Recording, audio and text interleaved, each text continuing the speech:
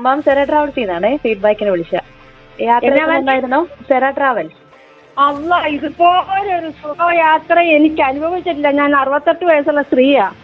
എനിക്ക് ഷുഗർ ഉണ്ട്, കൊളസ്ട്രോൾ ഉണ്ട്. അവന്മാരെല്ലായിടത്തും വണ്ടി നിർത്തി അവന്മാരുടെ സ്വഭാവത്തിന് കൊടുക്കണം.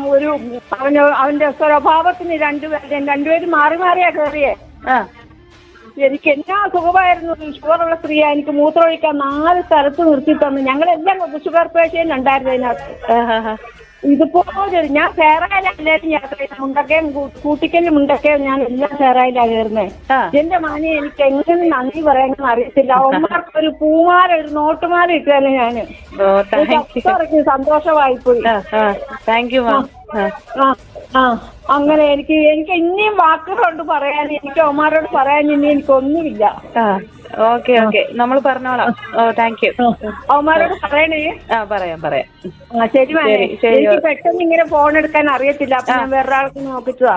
ഓക്കെ കുഴപ്പമില്ല. Okay, thank you. എന്നെ സഹായം ചെയ്യണമെന്നാണ് അമ്മ ചോദിക്കുന്നേ. കയ്യെ പിടിച്ച് എന്നെ പൊക്കി. എനിക്ക് പിന്നെ കിടക്കുന്ന സ്ഥലത്താണ് കേട്ടാ കിട്ടിയത്. അവൻ ആ കിളി പാവം പൊക്കി. ഞാനപ്പോ പറഞ്ഞു ഇന്നാളാ മുട്ടായി മേടിച്ചോന്ന് പറഞ്ഞു. അവനക്ക് ഇത്ര പൈസ കൊടുത്തിട്ട് പോലും അവൻ വാങ്ങിച്ചില്ല മനെ.